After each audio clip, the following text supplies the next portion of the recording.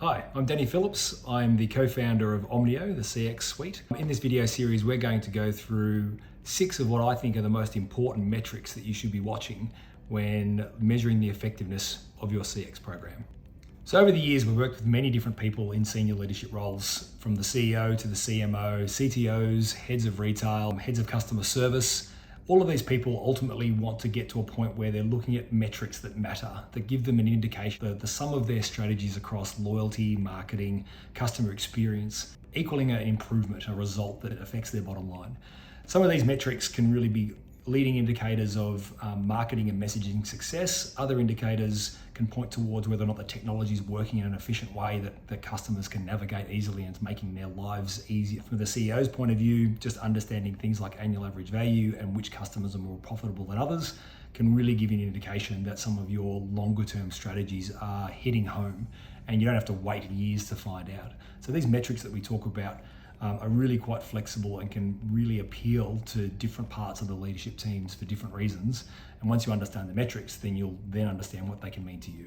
So when we first talk about the number of customers that you've got for your brands, often the words active, inactive, or engaged gets thrown around a lot. I like to be very clear on what the difference is between an active customer and an engaged customer. From our point of view, an active customer is a customer who you know, who is shopping, who is spending money with the brand. An engaged customer might be someone who you know, but at the moment you can only tell that they're opening emails or visiting the website or maybe visiting the store if you have a method of tracking that.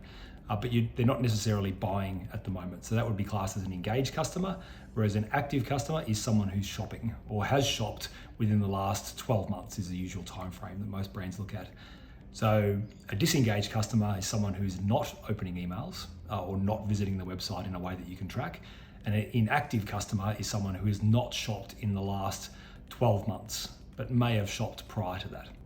The reason why it's important to differentiate between an engaged customer and an active or inactive customer is because they both present different value to the brand. A customer who isn't necessarily shopping in a way that's tracked, it might be because they're choosing not to track when they shop. They might be checking out as a guest or just shopping anonymously in store. But the fact they're engaging with your communications means they are still valuable to the brand, but maybe in a way that isn't as measurable. They might still be interested in what you've got to say. They might still be advocating for the brand to people they influence. When it comes to active customers that are shopping, you do have an explicit understanding of their value, which is what we're going to get to in some of the other metrics. So knowing how much money you stand to make or lose by keeping this customer active with the brand is a much more explicit measure. So it's more about just understanding the differences and making sure we're explicit in those differences, because we can have plenty of customers that are active and shopping but are disengaged. They do not open emails or go to the website. Or you have plenty of customers that are engaged that are inactive. Often the two numbers might correlate. It's where they're different and where one customer might be one and not the other. It can present opportunities. You can understand customers that you might be able to get from engaged to active. So very early on with Omnio, one of the most important metrics we decided to look at was what we call monthly active customers or monthly active shoppers. In the app world, it's often called monthly active users or MAU. So you'll see a few different flavors of this, but really what this is a customer who is active within the last 30 days or the last month. Again, because we talked about active being someone who's shopped, in our world, we're talking about an active customer being someone who has shopped in the last 12 months. So when you understand your annual active customers, which we'll get to later on as a separate metric, the monthly active users really gives you an indication that on any given month, what proportion of your total active customer base or entire database for that matter is coming out of the woodwork and spending money with the brands. So for some brands, that number's about 10 to 15 to 20%. For other high frequency brands, that could be as high as 80, 90% of customers shopping in a given month. So understanding your benchmark for your industry, whether that be apparel retail or quick service restaurants or any other sort of category, you should know what your benchmark is and then check whether your brand, your monthly active user count versus your annual active user count, whether that ratio is correct. And if you can lift it, that will give you an indication that you are on track to increasing your annual average value and your overall frequency of customers. So a lot of you have probably heard about the idea of a customer lifetime value or CLV. It's a very important metric that gets thrown around a lot. The problem with customer lifetime value is that the lifetime component of that measure is quite subjective. Is a lifetime customer 5 years, 10 years, 20 years? in which case, how important or accurate can you really measure that number? So before we get to CLV or customer lifetime value, we think it's more important to focus on annual average value, which is really the amount of money you can expect a customer to spend on average with your brand in a full year. When you're calculating this metric though, you need to be very careful that you're not including customers that have just recently joined. So you can't just go and calculate the amount of money we made this year from customers and the number of customers that were active in this year and divide the two together and get a number, because some of those customers might have literally just joined yesterday. So judging their average annual value based on the ability for them to shop in one day isn't a fair representation. So when you're doing this calculation, it's really important that you exclude customers that have joined in the current year and only include customers that have shopped this year but have joined in prior years. So it's a bit of a long metric to wait for, especially if you're just launching a loyalty program or a known customer program now. You need to wait a full year before you can really start measuring this. You can extrapolate forward, and if you do get a sense of the monthly active user versus annual active user rate, you can start extrapolating what you think it might be worth for a customer who's shopped or joined this month, what they might be worth over the longer term. But really you need a full year or two's worth of data before you can actually get a good measure here. But once you've got it, you can calculate it on a rolling measure. So every month you can calculate the annual average value for the trailing previous 12 months, and that'll accommodate all your seasonality fluctuations. And hopefully if you're doing your job right, if you're increasing some of these other metrics that we talk about, the annual average value should start noticeably increasing month to month to month. And that's the real long-term game here, is that rather than focusing on transaction value or average transaction value or average order value, you're focusing more on the amount of money that a customer spends with you in a full year, allowing for seasonality, different use cases, different motivations for shopping. That full year is the most complete picture you can get from a customer. And then over time, you can then start multiplying that number by an average lifespan of 5 years, 3 years, 10 years, whatever you might agree on as a business to work out what your CLV is likely to be. The benefits of the annual average value metric, it can benefit different parts of the business in different ways. I think with from a CMO's point of view, when you're going out there and spending money on acquiring customers, it can really give you that idea of what we can expect to get back, trying to justify an acquisition campaign based on that transaction they make when they hit the website or the store. That might be hard to justify because you're basically judging the success of the campaign based on one transaction they might make as a response. Whereas if you think about it, if we know that categorically that every new customer that becomes a registered known shopping customer with us today is likely to make us $1,200 over the next 12 months, then you could judge the acquisition campaigns based on that number rather than just the transaction they make today. What can be interesting though is that when you start looking at the annual average values of different cohorts, so people that you acquired during Black Friday, Cyber Monday, for example, that cohort of customers' annual average value might be a lot lower than customers who join during a quieter period. So when you actually analyze the join date of a particular customer and then judge their annual average value, it can really actually start giving you an indication of which sorts of campaigns and activities bring you high value customers from an annual point of view and low value customers from an annual point of view. So it can really give you a different perspective. We've seen plenty of brands sort of realize that some of their campaigns that drive a high number of transactional results for people that were acquired during the campaign actually led to very, very low annual average values, and sometimes almost next to no profit, because the customers they acquired during that campaign were the sort of bottom feeder types that would only come out for sale events and only buy things on sale and have a high level of return for online purchases. So they were very low profit customers. So that acquisition campaign could be reclassified as not as successful in the long term versus other ones.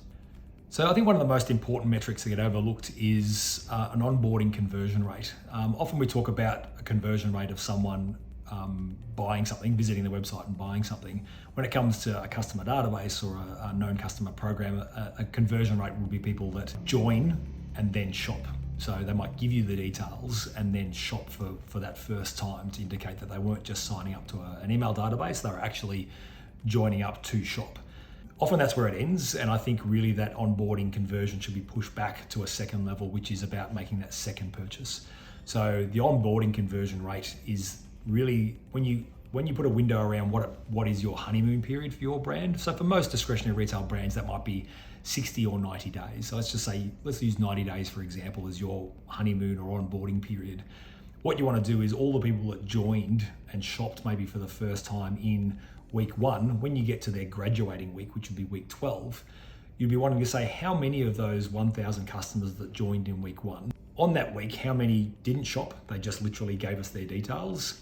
How many people shopped once in that week, which would be most of them, and then that's it. So pretty much 1,000 people joined, 100 people just joined without shopping, and the other 900 joined and made their first purchase.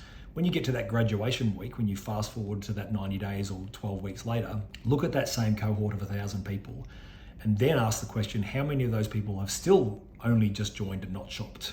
Hopefully it's gone down from 100 to 50. The rest of them actually have shopped for that first or maybe second time. How many people have still only shopped once? So how many people that shopped in that first week, that was still all that they did? And we want to see that number getting smaller as well. And then more importantly, how many customers have shopped twice? Because that's great. That means that not only did they give us their details, shop for the first time, but there's something about that experience in week 1 that by week 12, they came back and shopped again. So we've got them, and the chance of their annual average value being much higher is huge compared to one that's only shopped once at 90 days. So you've got 90 days, so that one chance of a first impression. And the sort of bonus round here is, have they shopped in 2 channels? So yes, this customer has shopped more than once, that's great, but this customer has also shopped online and in-store, or in-store and online, or at a concession, or whatever you can measure how many channels that you've got. Because we know for a fact that a customer that has shopped in more than one channel is more capable of spending more money and is more likely to be more frequent over the course of the year. So when you start measuring that onboarding conversion rate, the conversion from 0 to 1 to multiple shops to multiple channel shops, then you start thinking, well, what incentives or welcome emails or programs or services can we put in place to increase our chances of getting a 2-shop, 2-channel customer? Because now you can measure it, now you want to improve it. And that first 90 days, if you get that work right, it sets you up for long-term success where the customer becomes a much more likely to be a money-generating machine for you, as opposed to someone that was just left to their own devices. Most brands are horrified at the number of customers that have only shopped once in a year. Most people don't measure it until a year later. You've got to focus on that 90 days to really set that future up for yourself and for the brand, and set the customer up for success with you. So just like we've spoken about the onboarding conversion rate and that first 90 days, there's the other side of that coin. If we know that an active customer is someone that's shopped in the last year, then the back end of that process is their when they become inactive, when they churn, when they lapse. So one thing that's important if you're understanding how many annual active customers you've got or the size of your database, often we're only looking at the top of the funnel where people are coming in, how many people have you acquired. Often that hides the fact that you're losing people. You might find that as a brand, we're gaining 1,000 active customers over a rolling year, but that's because we gained 6,000 and lost 5,000. So 1,000 might be a good metric, but getting 6,000 to 7,000 is quite hard, but getting 5,000 down to 2,000 might be a lot easier. So retaining customers is actually the easiest way to grow your active customer base rather than trying to gain more customers. It's marketing 101. It costs 5 times more to acquire a customer than to keep one. So we don't see enough brands measuring their churn, measuring the customers that they're losing. So what we want to see is, just like on that week 1 example, in the previous clip, we were talking about the idea that we acquired 1,000 customers in week 1. We also should be talking about how many customers did we lose this week? How many customers was their last shop in week 1 last year, and therefore this is the week we lost them officially. If that number is bigger or close to the number of people you acquired, then we've got a problem, and the acquisition might be masking that problem. So just like we did when we talked about the onboarding conversion, once we start measuring that, we can start putting things in place. So I've seen plenty of brands talk about reactivation and activating customers back out of this inactive pool back in, but how about putting incentives and services and programs in place when a customer gets to month 11, when we're about to lose them? We've got 30 days to stop them becoming a statistic, as opposed to just trying to recover them later. So that churn rate, the number of customers that we're losing each week, each month, should be brought out front and center and reported on and looked at.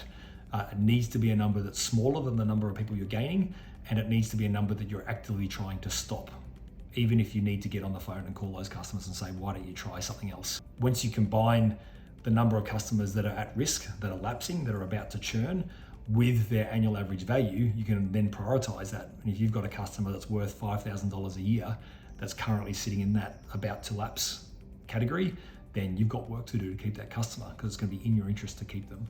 So when it comes to measuring those churned customers, or the customers who are at risk from churning, obviously I chose that measure of 11 months. But as a brand, it might be that your time cycles for shopping or return customers might be shorter or longer. You might like to decide that a customer is at real risk from being lost if they don't shop for a month or even a week. If you're an everyday type category or product, then you should start panicking if you haven't seen them in 3 or 4 weeks. So I'm just using the idea of annual because that, for most brands that deal with sort of common seasonalities, that I only shop at Christmas time, or I'm a winter customer or a summer customer. For apparel, that makes a whole lot of sense. But other categories where you're sort of maybe more of an everyday retailer or a fast-moving consumer good, or a regular service like a trampoline park, or whatever else, then the frequencies might be a little bit different. So it's up to you to decide what that inactive active range is, and then therefore the risk lapse is 1/10 of that. That window is the point at which that customer becomes a churn risk, or has churned, or has gone from active to inactive. So frequency is a really important metric to look at, and a lot of brands talk about it as their number one metric. A lot of brands talk about frequency or increasing frequency as one of the reasons to put a loyalty program in place, and I agree with that. The thing about frequency though is it's a very, very loaded metric to look at, and you have to be very careful in the way that you measure it. I've seen plenty of brands talk about the number of customers we have, divide the number of transactions we have by the number of customers we have, therefore that equals the frequency, which is not wrong, but like that other point we made earlier about the fact that you might be including people that shopped for the first time yesterday, you end up with a number that looks something like 1.2 or 1.3. Every frequency measure I've ever seen is 1 point something typically, because it's generally completely overloaded by customers that have joined recently because they're the most active in the mix. So when it comes to frequency, just like annual average value, you need to step back and make sure that the frequency you're measuring is only including customers that have either been a member for long enough for the frequency that you're judging. So if you're talking about annual frequency, then you need to only measure customers that have been a customer for a full year. Or if you're starting to measure things like days between shops, which I think is another really useful way to measure frequency, you can only measure those on customers that have shopped more than 3 or more times. So you can't really count your 1-shop customers or your 2-shop customers.